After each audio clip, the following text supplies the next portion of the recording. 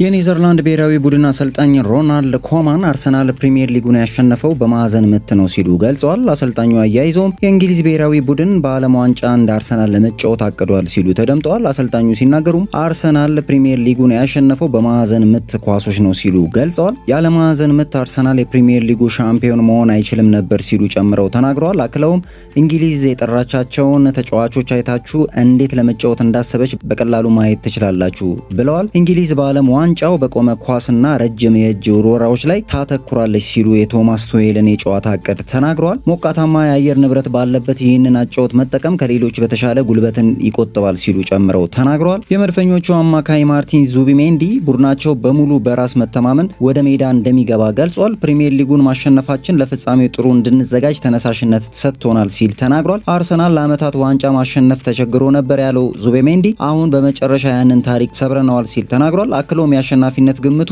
የማንም ቢሆን ሜዳ ላይ ስትገባ ለውጥ አያመጣም ሲል ተደምጧል። በጨዋታው በራስ መተማመን መረጋጋትና አለመጨናነቅ አለብን፣ ያለንን ጥንካሬ እናውቃለን፣ እሱን እንጠቀማለን ሲል ተደምጧል። አድማጮቻችን ዜናዎቻችን ይቀጥላሉ። ለዚህ ቻናል አዲስ ከሆናችሁ ገጻችንን ፎሎ እና ይህን ቪዲዮ ላይክ በማድረግ ቤተሰቦቻችን ይሁኑ እንላለን። አዲስ ዜና ስፖርት ለእናንተ አዳዲስ የስፖርት መረጃዎችና ቀጥታ ስርጭቶች ወደ እናንተ የሚያደርስ ሚዲያ በመሆኑ ገጻችንን ፎሎ በማድረግ ላልደረሳቸው ደግሞ ፕሮግራሞቻችንን ሼር እንድታደርጉ እንላለን። ለሻምፒየንስ ሊግ ያለፈው ሮማ ሜሰን ግሪንዊድ ከማርሴይ ለማስፈረም ኢላማ ማድረጋቸው ተገልጿል። ማርሴይ ባለበት የፋይናንስ ሁኔታ ምክንያት ሜሰን ግሪንዊድ ክለቡን ሊለቅ እንደሚችል ሲዘገብ ነበር። ማርሴይ ተጫዋቹን ለመሸጥ 55 ሚሊዮን ዩሮ ዋጋ ማውጣታቸው ተገልጿል። ሁለቱ ክለቦች ያላቸው ጥሩ ግንኙነት ለዝውውሩ መሳካት ሊረዳ እንደሚችል የጣሊያን ጋዜጦች አስነብበዋል። ግሪንዊድ የሚሸጥ ከሆነ ማንቸስተር ዩናይትድ ከ40 እስከ 50% የሚሆነውን ክፍያ የሚቀበል ይሆናል።